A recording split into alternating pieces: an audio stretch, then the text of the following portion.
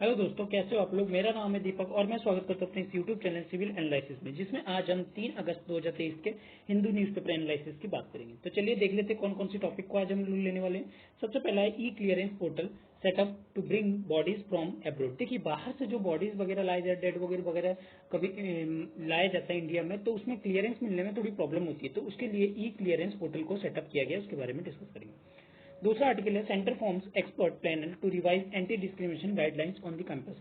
क्या होता है ना, स्कूल वगैरह या कॉलेज वगैरह में जो बड़े बड़े हायर एजुकेशन में क्या होती है कि जो कैंपस होती है उनमें जो है वो एंटी डिस्क्रिमिनेशन कहीं ना कहीं उनमें दिखता है। ठीक है, जैसे SC ST वगैरह में जो डिस्क्रिमिनेशन वगैरह है जो दिखता है, जिसके वजह से बच्चे जो है स्टूडेंट जो है या वो क्या करते हैं, सुसाइड कर लेते हैं। उसके लिए क्या हो रहा है, सेंटर ने एक एक्सपर्ट बनाया, एक्सपर्ट पैनल बनाया, जिसके जो इसके बारे में जो है गाइडलाइंस जो है कैंपस को प्रोवाइड करेगी। तीसरा आर्टिकल है government kicks of contractual dispute settlement scheme. एक कॉन्ट्रैक्ट डिस्प्यूटल सेटलमेंट स्कीम को कहने की इंट्रोड्यूस करने की बात की जा रही है। यहाँ पे फाइनेंशियल जो मिनिस्टर है हमारे निर्मला सीतारमण ने, उन्होंने अपने बजट सेशन में भी कहा था कि डिस्प्यूट सेटलमेंट स्कीम को कहीं ना कहीं लाया जाएगा। उसके बारे में यहाँ पे बातचीत चल रही है। शुगर आउटपुट टू सी या slight dip amid rising ethanol demands. क्या बताया जा रहा है, जो शुगर की है कहीं ना कहीं आउटपुट जो है वो कहीं ना कहीं गिरती हुई नजर आ रही है, क्योंकि जो इथेनॉल की डिमांड है वो कहीं ना कहीं बढ़ती हुई नजर आ रही है। ठीक है, इन चारों आर्टिकल के बारे में डिस्कस करेंगे। चलिए, सबसे पहला है E clearance portal setup to bring bodies from abroad. क्या बताया जा रहा है, जो बॉडीज ट्रांसपोर्ट किया जाता है, जैसे डेड बॉडीज वगैरह हो गया, किसी के जो अंतिम संस्कार करना होता है, तो बाहर से बॉडीज क्या होता है इंडिया में लाया जाता है या इंडिया से बाहर की तरफ लेके जाता है। तो उनके ट्रांसपोर्ट में क्या होता है, कभी कभी क्लियरेंस मिलना प्रॉब्लम हो जाता है, जिसकी वजह से यहाँ पे एक जो है पोर्टल को लॉन्च किया गया, ये ई क्लियरेंस पोर्टल को। ठीक है, अब इसमें जो है बताया गया है, जो यहाँ दिल्ली एयरपोर्ट है वो कहीं ना कहीं नोडल सेंटर का काम करेगी international all international airport in the country में। ठीक है, और जिसमें 48 आवर्स के अंदर अंदर क्या हो जाएगा, इसको अप्रूवल मिल जाएगा। ठीक है, क्योंकि इसमें जो है इमोशनल सेंसिटिव इश्यूज जो है कहीं ना कहीं लोगों के जुड़े होते हैं, जिसके वजह से क्या होता है, इसको क्लियरेंस देने में प्रॉब्लम हो जाती है और इसको क्लियरेंस देना कहीं ना कहीं जरूरी बन जाता है। इसके लिए एक स्टेप जो है लिया गया है। चलिए आगे बढ़ते हैं। अगला आर्टिकल है centre forms expert panel to revise anti discrimination guidelines on campus. क्या बताया जा रहा है, जो यूनियन एजुकेशन मिनिस्टर है उन्होंने कहीं ना कहीं एक एक्सपर्ट कमेटी जो है उसको कहीं ना कहीं बनाया है, जिससे कि वो रेगुलेशन और जो नॉर्म्स है वो एंटी डिस्क्रिमिनेशन के खिलाफ उसके लिए क्या करेगी, तैयार करेगी। ठीक है, चाहे वो शेड्यूल कास्ट हो, शेड्यूल ट्राइब हो या कोई भी बैकवर्ड क्लासेस पर्सन हो, डिसेबल पर्सन हो, उनके लिए क्या करेगी, एक नॉर्म्स और जो नॉर्म्स वगैरह जो है, रेगुलेशन वगैरह जो है फॉर्मुलेट करेगी, जिससे कि जो यहाँ पे कैंपस में जो स्ट्रेस वगैरह होती है डिस्क्रिमिनेशन की वजह से, इनको जो प्रॉब्लम फेस करनी पड़ती है, जिसकी वजह से क्या होती है, मौत हो जाती है। जैसे कि आप देख सकते हैं, जो लास्ट जो हुआ था जुलाई 9 में हुआ था दिल्ली के कैंपस में, IIT दिल्ली के कैंपस में इस तरह की जो है घटना जो है आया था। उसके बाद में ये जो है हमारे मिनिस्टर ने इस तरह के स्टेप्स जो है लिए थे। और यहाँ पे क्या बताया गया है, जो एजुकेशन मिनिस्टर है उन्होंने कहा है कि जो कमेटी है वो कहीं ना कहीं यूजीसी के रेगुलेशन जो स्कीम्स वगैरह है ST SC OBC PWD के या माइनॉरिटी कम्युनिटी के जो हायर एजुकेशन में है, उनको कहीं ना कहीं एग्जामिन करेगी और उसको सजेस्ट करेगी कि किस तरह की रेमेडियल मेजर्स जो है वो लिया जाए, ताकि जो डिस्क्रिमिनेशन वगैरह हो SC ST स्टूडेंट के साथ उसको क्या किया जाए, कम किया जाए। ठीक है, अगर हम लास्ट के 6 मंथ देखें तो कम से कम एटलीस्ट हाफ ऑफ दर्जन स्टूडेंट्स जो कहीं ना कहीं मार्जिनल बैकग्राउंड से आते हैं, उनको कहीं ना कहीं सुसाइड फेस करने को मिला है, यानी कि सुसाइड करते हुए नजर आए हुए। ठीक है, तो इसके लिए ये क्या किया गया, बताया गया है।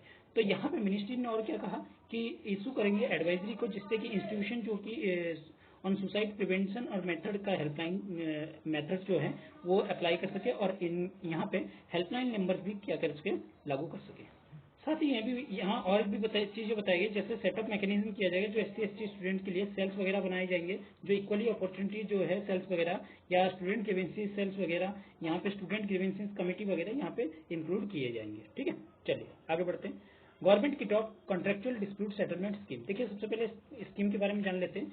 इस स्कीम का एम क्या है, स्कीम का एम है कि जो क्विक ब्रिंगिंग फाइनलिटी जो है वहां तक पहुंचना, जो कि कॉन्ट्रेक्चुअल डिस्प्यूटमेंट आती है, जिसमें गवर्नमेंट ऑफ इंडिया और इसके एजेंसी जो है फंसे हुए रहते हैं, तो उसके लिए क्या करते हैं, जल्दी से जल्दी इनको फाइनलाइज करने की बात की जाती है। अगर इसके साइलेंट फीचर्स की बात करें, यहाँ स्कीम जो है वो कहीं ना कहीं डिस्प्यूट से रिलेटेड है, तो पार्टीज कहीं ना कहीं इसमें गवर्नमेंट ऑफ इंडिया और जो भी अदर बॉडीज होती है उनके ऊपर बात की गई है। जो अदर बॉडीज जैसे कि ऑटोनोमस बॉडीज हो गई गवर्नमेंट ऑफ इंडिया की, पब्लिक सेक्टर बैंक होकर पब्लिक सेक्टर फाइनेंस इंस्टीट्यूशन होगी, सभी सेंटर पब्लिक सेक्टर इंटरप्राइजेस होगी, इनके ये भी सभी इंक्लूड के अंदर आएंगे, union territory, national capital territory और जो भी एजेंसीज वगैरह इसके अंदर आती है सभी ऑर्गेनाइजेशन जो कि सेंटर गवर्नमेंट जैसे कि मेट्रो कॉर्पोरेशन हो गया, जहां पे गवर्नमेंट ऑफ इंडिया के शेयर होल्डर 50% हो, वहां पे कहीं ना कहीं ये इसके अंदर इंक्लूड होंगे। अगर डिस्प्यूट की बात की जाए, यहाँ पे रेज करेंगे against procurement entitle above the long other parties, कोई अदर पार्टीज जैसे प्राइवेट हो गया या स्टेट गवर्नमेंट हो गया, उनके खिलाफ अगर कुछ ऐसा हो तो वो सब क्या होंगे, यहाँ पे एलिजिबल नहीं होंगे। और डिस्प्यूट जैसे केवल फाइनेंशियल क्लेम को ही यहाँ पे प्रोक्यूर किया जा सकता है, ठीक है, और उसके सेटलमेंट के इस स्कीम के द्वारा उसके सेटलमेंट जो है किया जा सकता है। जो स्कीम है वो एप्लीकेबल है सभी कॉन्ट्रैक्टर या सप्लायर जो कि इसमें पार्टिसिपेट हैं। और अगर बात की जाए सेंट्रल पब्लिक सेक्टर एंटरप्राइजेस की, जो कॉन्ट्रैक्टर या सप्लायर जो पर्टिकुलरली कॉन्ट्रैक्ट में है, उनको वो अगर अपनी क्लेम करे, वो अपना दावा रखे, तो वो क्या हो सकते हैं, इसमें एलिजिबल हो सकते हैं।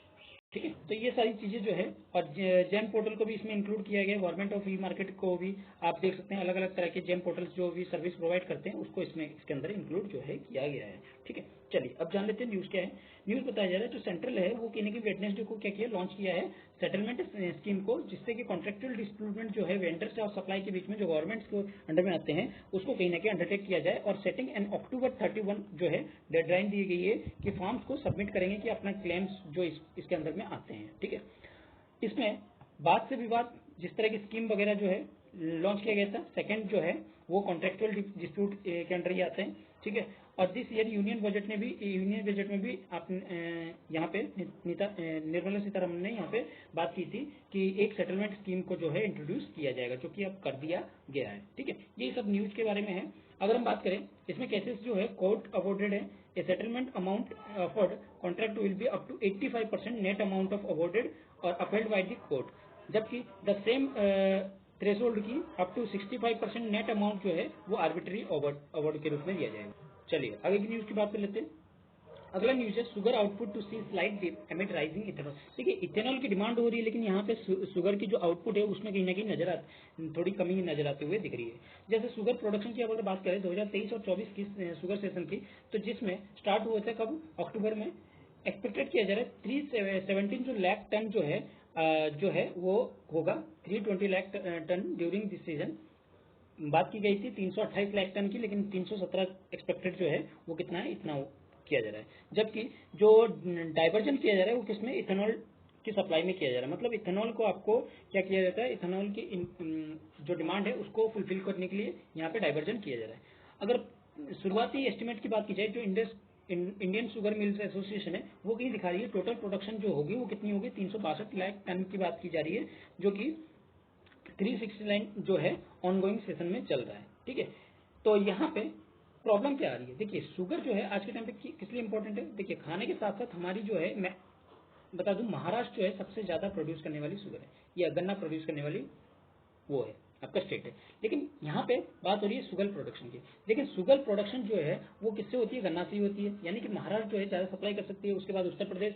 लेकिन यहाँ पे प्रॉब्लम क्या आ रही है कि इनके प्राइस को लेके, क्योंकि यहाँ प्राइस क्या होती है ज्यादा की वजह से कभी कभी क्या होते हैं, जो फार्मर्स होते हैं, पीजेंट्स होते हैं, वो क्या करते हैं, इन चीजों को उगाते नहीं है। और साथ ही साथ इरेटिक मोशन वेदर की वजह से, इरेटिक मानसून की वजह से क्या होती है, ये फसलें जो है उगाने के लिए हेल्पफुल नहीं होती, जिसकी वजह से डिमांड जो है वो क्या होती है, पिछले साल के मुकाबले इस साल तो डिमांड बढ़ जाती है, लेकिन वो जो डिमांड को फुलफिल करने वाली जो रॉ मटेरियल है वो कहीं ना कहीं मिल नहीं पाती है, जिसकी वजह से जो है प्राइस जो है कहीं ना कहीं इंक्रीज होती हुई नजर आती है। ठीक है, तो ये सारी चीजें कहीं ना कहीं प्रॉब्लम होती है, जिसकी वजह से इथेनॉल की डिमांड तो बढ़ रही है, लेकिन वहाँ पे अगर शुगर की हम डिमांड देखें कहीं ना कहीं घटती हुई नजर आ रही है। ठीक है, तो ये आज की जो है न्यूज एनालिसिस है, आपको आई होप कि अच्छा लगा होगा, क्योंकि आज की जो आर्टिकल है उसमें कम ही न्यूज थे, तो जितने न्यूज थे मैंने आज कवर कर लिया है। आई होप कि आपको आज का आर्टिकल जो है अच्छा लगा होगा। इसको ये अच्छा लगा है तो इसको लाइक कीजिए, दोस्तों के साथ शेयर कीजिए, सब्सक्राइब करना ना भूलिए। Thank you.